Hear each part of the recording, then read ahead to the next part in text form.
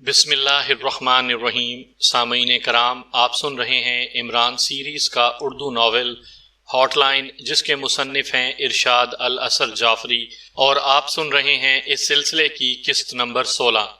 مجھے امید ہے آپ کو میری یہ کاوش پسند آ رہی ہوگی۔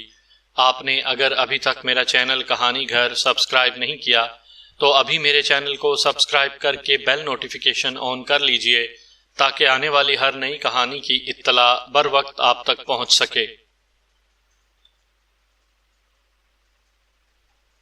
سر، میں مالک سے بات کرتا ہوں، سیکیورٹی انچارج نے مؤدبانہ لہجے میں کہا۔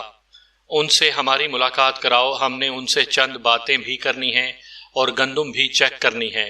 اس مرتبہ کرنل فریدی نے باروب لہجے میں کہا۔ اوکے سر، میں انہیں بتاتا ہوں، سیکیورٹی انچارج نے کہا، اور پھر اس نے انٹرکام کا ریسیور اٹھا لیا۔ آپ کے مالک کا نام کیا ہے؟ کرنل فریدی نے سیکیورٹی انچارج سے پوچھا۔ سر، ان کا نام مسٹر روڈو ہے، سیکیورٹی انچارج نے نمبرز پریس کرتے ہوئے کہا۔ سر، مسٹر شکابو آئے ہیں، جو کہ فوڈ ڈپارٹمنٹ کے ڈائریکٹر ہیں، اور وہ آپ سے ملنے کے خواہش مند ہیں۔ رابطہ ہونے پر سیکیورٹی انچارج نے مؤدبانہ لہجے میں کہا۔ Okay sir, okay. دوسری طرف سے بات سننے کے بعد سیکیورٹی انچارج نے کہا، اور پھر اس نے ریسیور کریڈل پر رکھ دیا۔ سر کو باس کے آفس تک چھوڑ آؤ، سیکیورٹی انچارج نے اپنے ساتھی سے کہا۔ آئیے سر، سیکیورٹی گارڈ نے کرنل فریدی سے مؤدبانہ لہجے میں کہا، اور پھر وہ کیبن سے باہر آ کر کمروں کی طرف بڑھنے لگے۔ کمروں کے قریب پہنچ کر سیکیورٹی گارڈ ایک کمرے کے دروازے تک پہنچ گیا۔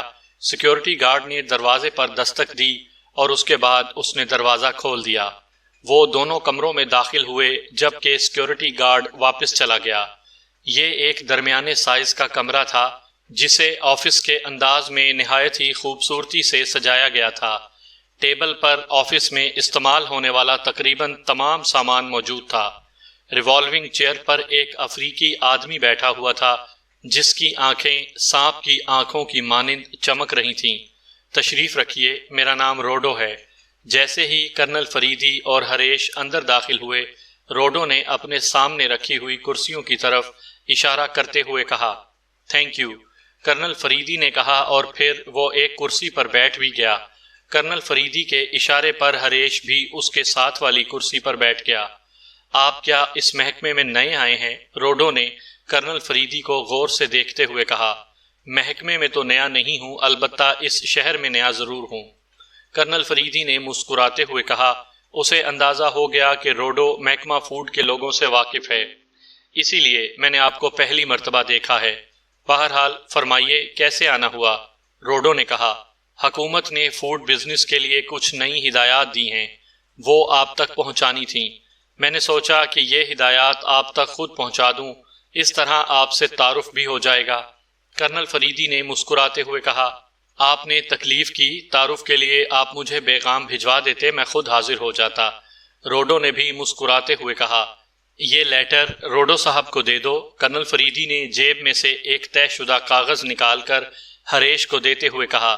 یس سر، ہریش نے مؤدبانہ لہجے میں کہا، اور کرنل فریدی سے کاغذ لے کر روڈو کی طرف بڑھایا۔ روڈو نے اس سے کاغذ لیا اور اپنے سامنے میز پر رکھنے لگا۔ ابھی اس نے وہ کاغذ میز پر رکھا ہی تھا کہ اس کے سر پر قیامت ٹوٹ پڑی، کیونکہ ہریش کا مکہ اس کے سر کے عقبی حصے میں کسی پتھر کی طرح لگا تھا۔ روڈو کی آنکھوں کے سامنے اندھیرا سا چھانے لگا۔ اس نے لاشعوری طور پر اٹھنے کی کوشش کی، لیکن ہریش نے اسے اٹھنے نہ دیا۔ ہریش کے دوسرے مکے نے روڈو کو ہوش و حواس سے بیگانہ کر دیا۔ یہ بے ہوش ہو گیا ہے، تم اس کے ساتھیوں کو دیکھو، میں اسے باندھتا ہوں، کرنل فریدی نے ہریش سے کہا۔ اوکے سر، ہریش نے مؤدبانہ لہجے میں کہا، اور اس کے بعد وہ کمرے سے باہر نکلتا چلا گیا۔ کرنل فریدی کرسی سے اٹھ کر روڈو کے قریب آیا۔ اس نے روڈو کی نبض چیک کی تو اسے اندازہ ہوا کہ روڈو آدھا گھنٹہ سے پہلے ہوش میں نہیں آ سکے گا۔ اس کی نبض چیک کرنے کے بعد کرنل فریدی نے میز کی دراز کھولی۔ دراز میں سے اسے رسی کا ایک چھوٹا سا بنڈل نظر آ گیا۔ کرنل فریدی نے وہ بنڈل اٹھا لیا، پھر وہ دراز میں موجود دوسری چیزوں کو دیکھنے لگا، لیکن اس دراز میں اسے کوئی کام کی چیز نہ ملی۔ دوسری دراز پر تالا لگا ہوا تھا۔ کرنل فریدی نے روڈو کی جیبوں کی تلاشی لی، لیکن اسے چابی نہ ملی۔ میز پر مختلف سائز کی پنیں موجود تھیں۔ کرنل فریدی نے ایک بڑی سی پن اٹھائی اور تالے پر زور آزمائی کرنے لگا۔ اسے اس طرح تالا کھولنے میں مہارت حاصل تھی، اس لیے معمولی سی کوشش کے بعد تالا کھل گیا۔ کرنل فریدی نے تالا ایک طرف پھینکا اور دراز کھول کر اندر موجود سامان کو دیکھنے لگا۔ سامان دیکھتے دیکھتے اس نے چونک کر دروازے کی طرف دیکھا۔ ہریش کو دیکھ کر وہ مطمئن ہو گیا۔ سر، اس بلڈنگ میں موجود تمام افراد فنش ہو چکے ہیں، ہریش نے مؤدبانہ لہجے میں کہا۔ اوکے، اس روڈو کو باندھ کر کار کی پچھلی سیٹ پر ڈال دو، کرنل فریدی نے کہا تو ہریش نے میز پر رکھی ہوئی رسی کا بنڈل اٹھایا اور روڈو کو کرسی سے اٹھا کر فرش پر لٹا دیا، جبکہ کرنل فریدی دوبارہ دراز کی تلاشی لینے لگا۔ دراز میں اسے ایک سگریٹ کیس دکھائی دیا۔ کرنل فریدی نے وہ کیس اٹھا کر کھولا تو اس میں سگریٹ موجود نہیں تھے، البتہ ایک چھوٹا سا کارڈ اس میں رکھا ہوا تھا۔ کرنل فریدی نے وہ کارڈ اٹھا کر دیکھا۔ کارڈ پر تحریر کوئی نہیں تھی، البتہ آگ کا ایک شعلہ مخصوص انداز میں بنا ہوا تھا۔ کرنل فریدی نے آگ کے اس شعلے پر غور کیا تو شعلہ انگریزی کے حرف HL بنا رہا تھا۔ HL، کرنل فریدی نے بڑبڑاتے ہوئے کہا، پھر اس نے وہ کارڈ جیب میں رکھ لیا اور ہریش کی طرف دیکھا جو روڈو کو اٹھا کر کمرے سے باہر نکل رہا تھا۔ کرنل فریدی نے کمرے کی مکمل تلاشی لی، لیکن اسے کام کی کوئی چیز بھی نہ ملی۔ مکمل تلاشی کے بعد وہ کمرے سے باہر آ گیا۔ گودام کا گیٹ ہریش نے بند کیا ہوا تھا اور کار گیٹ کے قریب ہی کھڑی تھی، جبکہ ہریش کار کے قریب کھڑا ہوا تھا۔ کرنل فریدی تیز تیز قدم اٹھاتا ہوا کار کے قریب پہنچا۔ وہ ڈرائیونگ سیٹ پر بیٹھنے لگا تو ہریش گیٹ کی طرف بڑھا۔ اس نے گیٹ کھولا اور کار گودام سے باہر آ گئی۔ ہریش کار میں بیٹھا تو کرنل فریدی نے کار آگے بڑھا دی۔ پھر جلد ہی وہ ساؤتھ کالونی میں اپنی رہائشی کوٹھی میں پہنچ گئے۔ قاسم اور کیپٹن حمید کی نوک جھونک ابھی تک جاری تھی۔ کرنل فریدی کو دیکھ کر وہ دونوں خاموش ہو گئے۔ روزہ اور ریکھا کمرے میں دکھائی نہیں دے رہی تھیں۔ کمرے میں پہنچتے ہی ہریش نے روڈو کو فرش پر پٹخ دیا۔ ریکھا اور روزہ کہاں ہیں؟ کرنل فریدی نے کیپٹن حمید کی طرف دیکھتے ہوئے کہا۔ خواتین ہیں، بیچاریاں شاپنگ کے بغیر تو رہ نہیں سکتی، بس تھوڑی دیر کے لیے مارکیٹ گئی ہیں، کیپٹن حمید نے کہا۔ ہریش، اسے کرسی پر بٹھاؤ اور کرسی سے جکڑنے کے بعد ہوش میں لے آؤ، کرنل فریدی نے اس مرتبہ ہریش کی طرف دیکھتے ہوئے کہا تو ہریش نے روڈو کو اٹھا کر کرسی پر بٹھا دیا۔ رسی کے بنڈل میں ابھی رسی بچی ہوئی تھی۔ اس نے بچی ہوئی رسی سے روڈو کو کرسی سے باندھ دیا، پھر اس نے ایک زوردار تھپڑ روڈو کے منہ پر مارا۔ اس تھپڑ کی آواز کمرے میں گونج کر رہ گئی، جبکہ روڈو کا پورا جسم ہل کر رہ گیا۔ اف اللہ، یہ ہریش مریش تو بہت زور سے مارتا وارتا ہے، قاسم نے کہا تو کرنل فریدی نے غصے سے اس کی طرف دیکھا۔ قاسم نے گھبرا کر نظریں جھکا لیں۔ ہریش نے روڈو کو دوسرا تھپڑ مارا تو اس کے جسم میں حرکت کے آثار پیدا ہو گئے۔ پھر اگلے ہی لمحے اس کی آنکھیں بھی کھل گئیں۔ ہوش میں آتے ہی اس نے لاشعوری طور پر اٹھنے کی کوشش کی، لیکن چونکہ وہ بندھا ہوا تھا اس لیے اٹھنے میں کامیاب نہیں ہو سکا۔ کون ہو تم؟ اور تم نے مجھے اس طرح باندھا کیوں ہوا ہے؟ چند لمحوں کے بعد روڈو نے سخت لہجے میں کہا تو ہریش نے اس کے منہ پر ایک اور تھپڑ مار دیا۔ اس تھپڑ نے روڈو کے ایک دو دانت بھی ہلا دیے، جس کے نتیجے میں روڈو کے منہ سے خون کے چند قطرے نکل آئے۔ سرکاری حلقوں میں میرے تعلقات بہت وسیع ہیں، اس کے علاوہ میں آدم خور قبیلے سے تعلق رکھتا ہوں۔ یہ تھپڑ تمہیں اتنا مہنگا پڑے گا جس کا تم تصور بھی نہیں کر سکتے۔ طویل عرصہ ہوا میں نے آدم خوری چھوڑی ہوئی ہے، لیکن مسٹر شکابو، تمہیں اور تمہارے اس ماتحت کو میں خود کھاؤں گا، تم دونوں کا قیمہ بنا کر۔ تھپڑ کی وجہ سے روڈو کا سیاہ چہرہ مزید سیاہ ہو گیا تھا، اس کی آنکھیں سرخ ہو گئی تھیں اور اس کے لہجے میں درندوں کی سی غراہٹ آ گئی۔ وہ تھپڑ تو ہمیں مہنگا پڑے گا، اور یہ تھپڑ، کرنل فریدی نے طنزیہ لہجے میں کہا اور اس نے بھی ایک تھپڑ اسے مار دیا۔ اس تھپڑ سے اس کے ہونٹ پھٹ گئے اور اس کا غصہ انتہا کو پہنچ گیا۔ اس نے رسی توڑنے کے لیے زور لگانا شروع کر دیا۔ کرنل فریدی اسے غور سے دیکھنے لگا۔ کچھ دیر تک کوشش کرتے رہنے کے بعد اس نے کوشش ترک کر دی۔ بس اتنی سی طاقت ہے تم میں، یہ معمولی سی رسی نہیں توڑ سکتے؟ اسے دیکھ رہے ہو تم؟ کرنل فریدی نے طنزیہ لہجے میں کہا اور پھر قاسم کی طرف اشارہ کیا۔ اس کا نام قاسم ہے۔ اگر یہ تمہاری جگہ ہوتا تو اس رسی سے کہیں مضبوط رسی کو توڑ دیتا۔ کرنل فریدی نے اپنی بات مکمل کرتے ہوئے کہا۔ تم مجھے کیوں اٹھا کر لائے ہو؟ روڈو نے کرنل فریدی کی بات کو نظر انداز کرتے ہوئے کہا۔ تمہارا تعلق HL سے ہے۔ کرنل فریدی نے اس کی آنکھوں میں دیکھتے ہوئے کہا تو وہ بری طرح چونکا۔ اگر وہ کرسی سے بندھا ہوا نہ ہوتا تو یقیناً کئی فٹ اوپر اچھل پڑتا۔ HL کیا مطلب ہے HL کا؟ اگلے ہی لمحے اس نے سنبھلتے ہوئے کہا، ہاٹ لائن، ایک عالمی خفیہ مجرم تنظیم۔ کرنل فریدی نے بدستور اس کی آنکھوں میں دیکھتے ہوئے کہا، نہ جانے تم کیا بکواس کر رہے ہو، میں تو ایک وحشی قبیلے کا فرد ہوں۔ کئی سال پہلے میں نے قبیلہ چھوڑ کر شہری زندگی اپنا لی اور اب اپنا بزنس کرتا ہوں۔ میرا کسی مجرم تنظیم سے کیا تعلق؟ روڈو نے منہ بناتے ہوئے کہا۔ روڈو، تمہارے چہرے سے لگ رہا ہے کہ تم لاتوں کے بھوت ہو۔ ٹھیک ہے، اگر تم لاتوں سے سمجھنا چاہتے ہو تو ایسے ہی صحیح، کرنل فریدی نے کرخت لہجے میں کہا۔ سر، اسے سمجھانے کی اجازت تو مجھے دیں، میں دیکھتا ہوں کہ اس میں کتنا دم ہے، کیپٹن حمید نے اٹھتے ہوئے کہا۔ یہ کتنے منٹ میں زبان کھولے گا؟ کرنل فریدی نے اس سے پوچھا۔ یہ سیکنڈوں میں زبان کھولے گا، منٹوں کی بات ہی نہیں ہے، کیپٹن حمید نے کہا، اور پھر وہ ایک کونے میں رکھی ہوئی میز کی طرف بڑھا۔ میز پر بجلی کی تار رکھی ہوئی تھی، کیپٹن حمید نے وہ تار اٹھا لی۔ مجھے پہلے ہی اندازہ تھا کہ لاتوں کا ایک بھوت آ رہا ہے، لہٰذا میں نے پہلے ہی انتظام کر لیا تھا، کیپٹن حمید نے بجلی کی تار بورڈ میں لگاتے ہوئے کہا۔ تار بورڈ میں لگانے کے بعد وہ روڈو کی طرف بڑھا۔ اب میرا عہد ہے کہ تم سب موت کے لیے ترسو گے، لیکن موت تمہارے قریب نہیں آئے گی۔ پھر تم چلا چلا کر مجھ سے موت کی بھیک مانگو گے، لیکن میں تمہیں یہ بھیک نہیں دوں گا۔ تمہارا حشر ایسا ہو جائے گا کہ انسان تو انسان، کتے بھی تمہیں دیکھ کر ڈر جائیں گے، روڈو نے غراتے ہوئے کہا۔ کیپٹن حمید نے پہلے تو اس کے منہ پر تھپڑ مارا، پھر اسے گالی سے بھی نوازا۔ اس کے بعد اس نے تار روڈو کے سینے سے لگا دی۔ روڈو کے جسم کو جھٹکے لگنے لگے، لیکن اس نے اپنا منہ مضبوطی سے بند کر لیا۔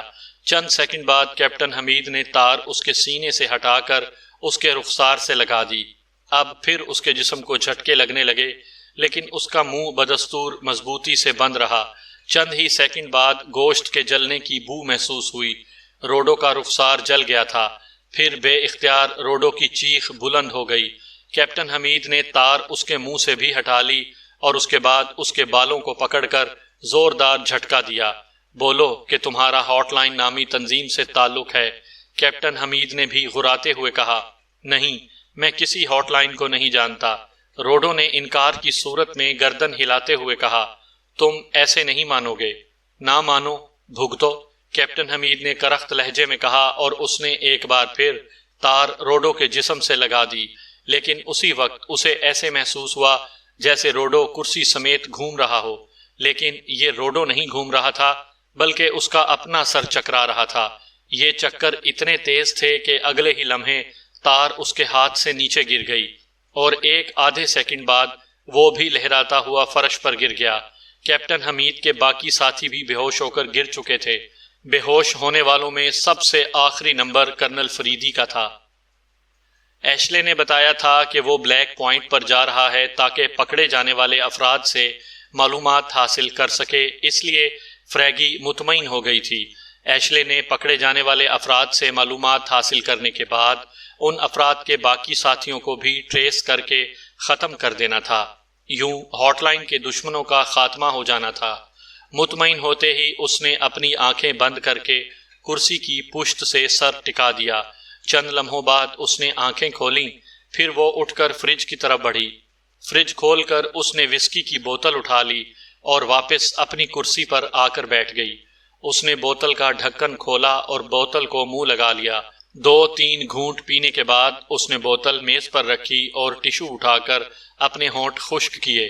چند لمحوں کے بعد اس نے ایک بار پھر بوتل کی طرف ہاتھ بڑھایا، لیکن اس سے پہلے کہ اس کا ہاتھ بوتل تک پہنچتا ٹیلی فون کی بیل بجنے لگی۔ بوتل کی طرف بڑھتا ہوا اس کا ہاتھ رک گیا اور پھر وہ ہاتھ ٹیلی فون کے ریسیور کی طرف بڑھا۔ یس، فریگی اسپیکنگ، اس نے ریسیور اٹھا کر کان سے لگاتے ہوئے کہا۔ لہجہ تحکمانہ ہی تھا۔ مادام، میں ونی ووڈ کا کمپیوٹر آپریٹر بول رہا ہوں۔ دوسری طرف سے مودبانہ آواز سنائی دی تو فریگی حیران رہ گئی۔ ونی ووڈ بون کا سیکشن ہیڈ کوارٹر تھا اور وہاں سے کال بون کو کرنی چاہیے تھی۔ ایک کمپیوٹر آپریٹر کو کیسے جرأت ہوئی تھی کہ وہ اسے کال کرے؟ بون کہاں ہے اور تم نے مجھے فون کرنے کی جرأت کیسے کی ہے؟ فریگی نے انتہائی سخت لہجے میں کہا۔ مادام، آپ کو فون کرنے کی معذرت چاہتا ہوں، لیکن مسئلہ ایسا درپیش آ گیا ہے کہ مجبوراً آپ کو فون کرنا پڑا کیونکہ باس اس وقت حرکت کرنے سے قاصر ہیں۔ دوسری طرف سے مؤدبانہ لہجے میں کہا گیا۔ حرکت کرنے سے قاصر ہیں؟ کیا مطلب؟ یہ تم کیسی پہیلیاں بجھوا رہے ہو؟ نان سینس۔ فریگی کے حیرت میں اور زیادہ اضافہ ہو گیا تو اس نے حیرت اور غصے کے ملے جلے تاثرات کے ساتھ کہا، مادام، میں آپ کو تفصیل بتاتا ہوں۔ 2 مشکوک آدمی ٹریس ہوئے تو باس انہیں اٹھا کر لے آئے۔ باس کو شک تھا کہ وہ غیر افریقی ہیں اور انہوں نے مقامی میک اپ کیے ہوئے ہیں۔ باس نے ان کا میک اپ صاف کرنے کی کوشش کی لیکن ان کے میک اپ صاف نہ ہوئے۔ پھر باس انہیں ہوش میں لا کر ان سے باتیں کرنے لگے۔ باتوں کے دوران ثابت ہو گیا کہ وہ افریقی ہیں۔ ان میں سے ایک، جس کا نام جوزو ہے، وہ تو باقاعدہ ایک وحشی قبیلے سے تعلق رکھتا ہے۔ جب باس کو یقین ہو گیا کہ یہ دونوں افریقی ہیں تو باس نے حکم دیا کہ انہیں گولی مار دی جائے۔ لہٰذا باس کے ایک آدمی نے ان پر مشین پسٹل سے فائر کرنا چاہا، لیکن اس سے پہلے کہ ہمارا آدمی ٹریگر دباتا، وحشی افریقی نے کرسی کے راڈز توڑ دیے اور اس نے 1 سیکنڈ سے بھی پہلے حالات کا پانسا پلٹ دیا۔ ہمارے کچھ آدمی اس کی فائرنگ کے زد میں آ کر ہلاک ہو گئے۔ وہ باس پر بھی گولی چلانا چاہتا تھا لیکن میں نے تیزی سے ٹارچر روم میں جے ریز فائر کر دی، جس کی وجہ سے کمرے میں موجود تمام افراد بے حس ہو گئے ہیں اور میں آپ کو رپورٹ کر رہا ہوں۔ دوسری طرف سے بون سیکشن کے کمپیوٹر آپریٹر نے تفصیل بتاتے ہوئے کہا، تم نے مجبوری کی حالت میں مجھے فون کیا ہے۔ میں بلیک چیف کو رپورٹ کر کے ہدایات لیتی ہوں، اس کے بعد تمہیں فون کرتی ہوں۔ دوسری طرف سے رپورٹ سننے کے بعد چند لمحوں تک تو فریگی حیرت سے سن ہو کر بیٹھی رہی، پھر جلد ہی اس نے اپنی حیرت پر قابو پایا اور نارمل لہجے میں کمپیوٹر آپریٹر سے بات کی اور اس کے بعد اس نے کریڈل پر انگلی مار کر کال منقطع کر دی۔ دوبارہ ٹون آنے پر اس نے بلیک چیف کے نمبرز پریس کیے تو دوسری طرف بیل جانے لگی۔ Black chief speaking. چند لمحوں کے بعد کال ریسیو ہوئی اور بلیک چیف کی آواز سنائی دی۔ چیف، فریگی بول رہی ہوں۔ فریگی نے مؤدبانہ لہجے میں کہا، یس، کس لیے فون کیا ہے؟ دوسری طرف سے بلیک چیف کی سرد آواز سنائی دی، چیف، بون سیکشن کے کمپیوٹر آپریٹر نے مجھے تشویشناک رپورٹ دی ہے۔ میں وہ رپورٹ آپ کو دینا چاہتی ہوں، فریگی نے مؤدبانہ لہجے میں کہا۔ اوکے، بولو۔ دوسری طرف سے بلیک چیف نے کہا تو فریگی نے کمپیوٹر آپریٹر کی دی ہوئی رپورٹ بلیک چیف کو دے دی۔ یہ جاننا بہت ضروری ہے کہ یہ افریقی کون ہیں۔ تم انہیں اپنے ہیڈ کوارٹر لے آؤ اور ان سے پوچھ گچھ کرو۔ بون نے لاپرواہی، سستی اور کاہلی کا مظاہرہ کیا ہے، جس کی بون کو سزا بھی دی جائے گی، لیکن پہلے ان افریقیوں سے پوچھ گچھ کی جائے۔ دوسری طرف سے بلیک چیف نے کہا، یس چیف، آپ کے حکم کی تعمیل ہوگی۔ فریگی نے کہا تو دوسری طرف سے کال منقطع ہو گئی۔ فریگی نے میز کے کنارے پر لگا ہوا ایک بٹن پریس کیا اور پھر میز پر رکھی ہوئی وسکی کا بوتل اٹھا کر منہ سے لگا لی۔ ابھی اس نے 3-4 گھونٹ ہی لیے تھے کہ کمرے کا دروازہ کھلا اور اس کے سیکشن کا ایک آدمی اندر داخل ہوا۔ اس نے کمرے میں داخل ہوتے ہی فریگی کو سلام کیا۔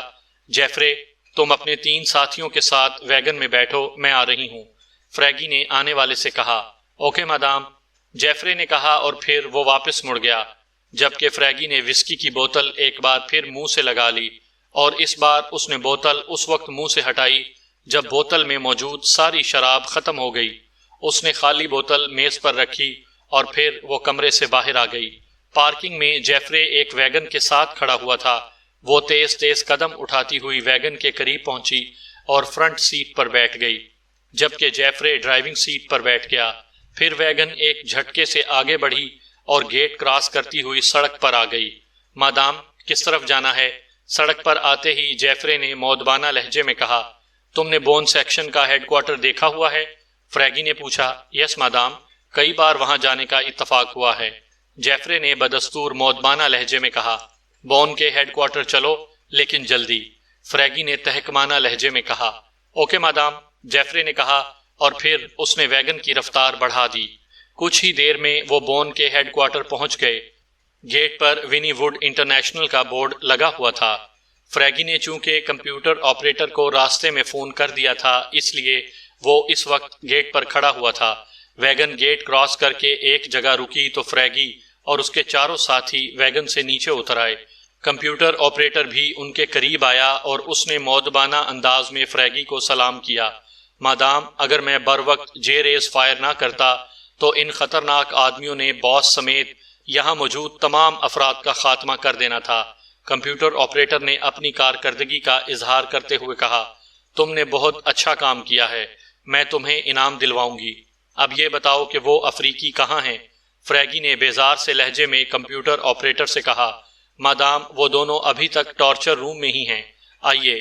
کمپیوٹر آپریٹر نے کہا تو فریگی اور اس کے ساتھی کمپیوٹر آپریٹر کے ساتھ ٹارچر روم میں چلے گئے۔ تو یہ ہیں وہ افریقی؟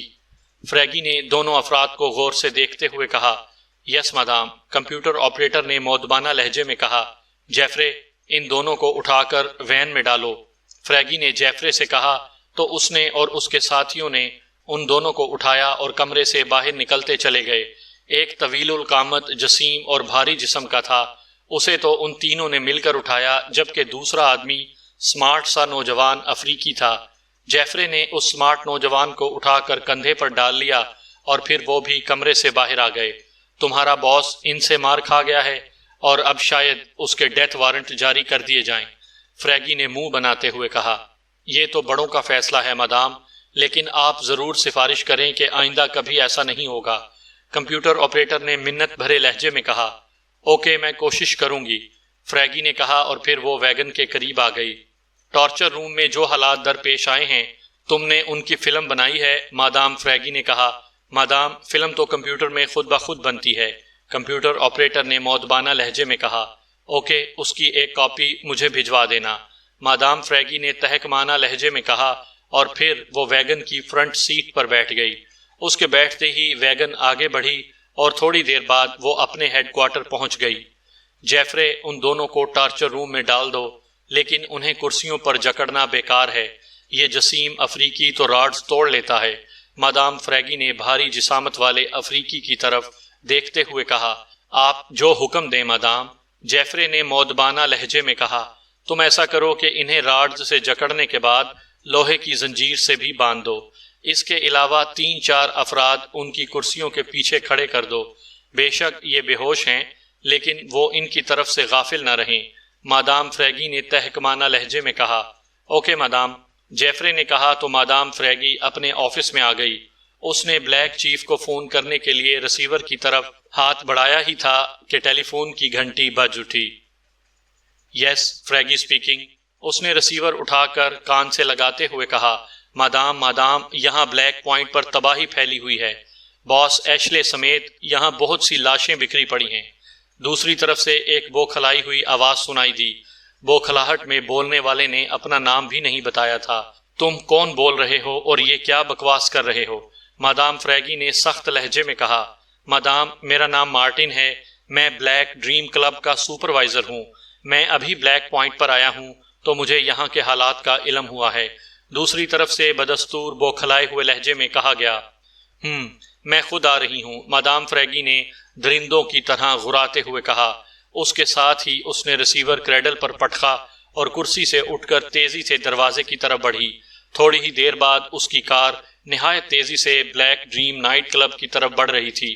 ایشلے کی موت اس کے لیے بہت بڑا نقصان تھا، اس کے سیکشن کو اسی نے سنبھال رکھا تھا۔ ہاٹ لائن کے معاملات کے ساتھ ساتھ وہ تنظیم کے بزنس کی بھی دیکھ بھال کر رہا تھا۔ اس کے سیکشن میں اور کوئی اس جیسا آدمی نہیں تھا۔ جس رفتار سے وہ کار چلا رہی تھی اس سے کہیں زیادہ رفتار سے اس کے ذہن میں خیالات آ رہے تھے۔ یہ خیالات ایشلے کے متعلق ہی تھے۔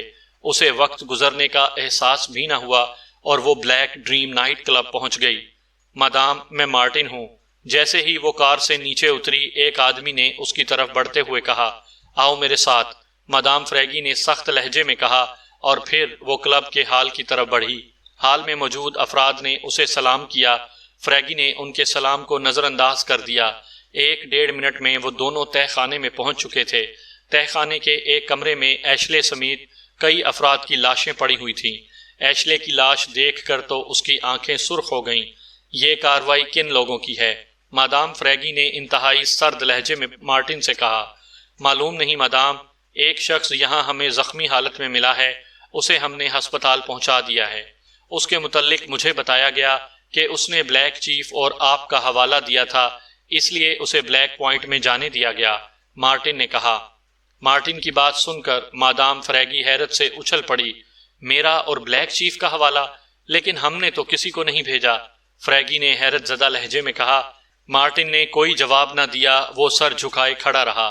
کہاں ہے وہ شخص؟ مادام فریگی نے ایک بار پھر سخت لہجے میں کہا۔ مادام، اسے ویسٹ ہسپتال پہنچایا گیا ہے، ہمارے مخصوص ڈاکٹر اس کا علاج کر رہے ہیں، مارٹن نے کہا۔ ان سب لاشوں کو ٹھکانے لگا دو اور اس زخمی کو فوراً میرے ہیڈ کوارٹر پہنچا دو، مادام فریگی نے اس مرتبہ نارمل لہجے میں کہا۔ ایسے کاموں میں آدمی اسی طرح مرتے ہیں، اور یہی سوچ کر اس نے خود پر قابو پا لیا تھا۔ یس مادام، مارٹن نے مودبانہ لہجے میں کہا تو فریگی واپسی کے لیے مڑی، اور پھر وہ تھوڑی ہی دیر بعد واپس اپنے ہیڈ کوارٹر پہنچ گئی۔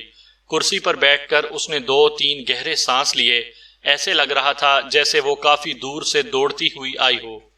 گہرے سانس لے کر اس نے ٹیلی فون کے ریسیور کی طرف ہاتھ بڑھایا۔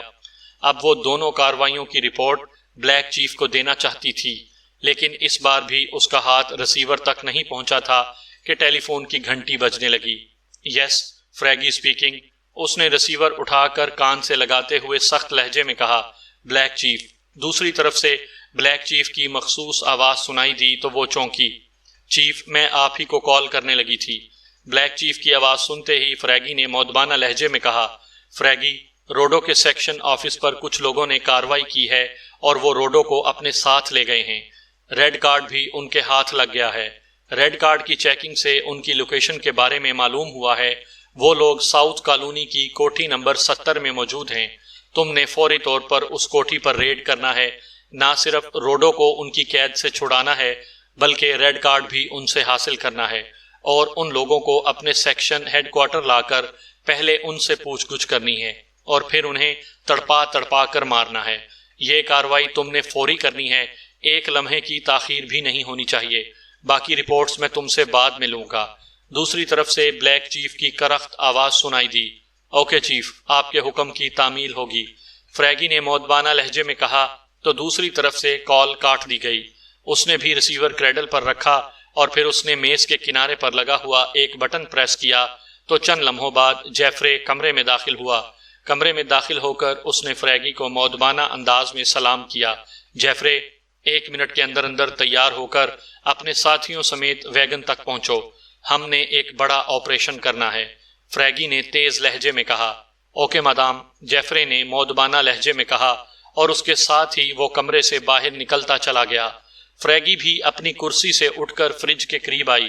اس نے فریج میں سے وسکی کی ایک بوتل نکال کر اس کا ڈھکن کھولا اور بوتل کو منہ لگا گیا۔ تقریباً آدھی بوتل پینے کے بعد اس نے بوتل منہ سے ہٹائی، اس کا ڈھکن لگا کر بوتل واپس فریج میں رکھ دی اور اس کے بعد وہ باہر آ گئی۔ پارکنگ میں جیفرے ویگن کے قریب کھڑا تھا۔ ویگن میں اس کے ایکشن گروپ کے کئی افراد بیٹھے ہوئے تھے۔ جیفرے، تیاری مکمل ہے نا؟ مادام فریگی نے تحکمانہ لہجے میں جیفرے سے کہا۔ یس مادام، ہم گرینڈ آپریشن کے لیے تیار ہیں، جیفرے نے مودبانہ لہجے میں کہا۔ اوکے، ہم نے ساؤتھ کالونی چلنا ہے، مادام فریگی نے کہا، اور پھر وہ ویگن کی فرنٹ سیٹ پر بیٹھ گئی، جبکہ جیفرے دوڑ کر ڈرائیونگ سیٹ کی طرف گیا اور پھر ویگن روڈ پر آ گئی۔ ساؤتھ کالونی پہنچ کر انہوں نے کوٹھی نمبر 70 کے گیٹ کا جائزہ لیا۔ یہ کوٹھی مین روڈ پر ہی تھی اور یہاں ٹریفک رواں دواں تھی۔ ہمیں کوٹھی کی پچھلی جانب جا کر اندر گیس کیپسول فائر کرنے پڑیں گے، مادام فریگی نے کوٹھی کا جائزہ لیتے ہوئے کہا۔ مادام، آپ بالکل درست فرما رہی ہیں، جیفرے نے بدستور مودبانہ لہجے میں کہا۔ میرے پاس گیس پسٹل نہیں ہے، مجھے گیس پسٹل دو، مادام فریگی نے جیفرے سے کہا تو پیچھے بیٹھے ہوئے ایک آدمی نے اس کی طرف گیس پسٹل بڑھایا۔ مادام، یہ لیجئے۔ پیچھے سے آواز سنائی دی تو فریگی نے مڑ کر دیکھا اور پھر اس نے گیس پسٹل لے لیا۔ ہمیں کوٹھی نمبر 70 کی عقبی سائیڈ میں اتار دو، اس کے بعد تم مین روڈ پر آ جانا، مادام فریگی نے جیفرے سے کہا، اور اس دوران ویگن کوٹھی نمبر 70 سے کافی آگے آ گئی تھی۔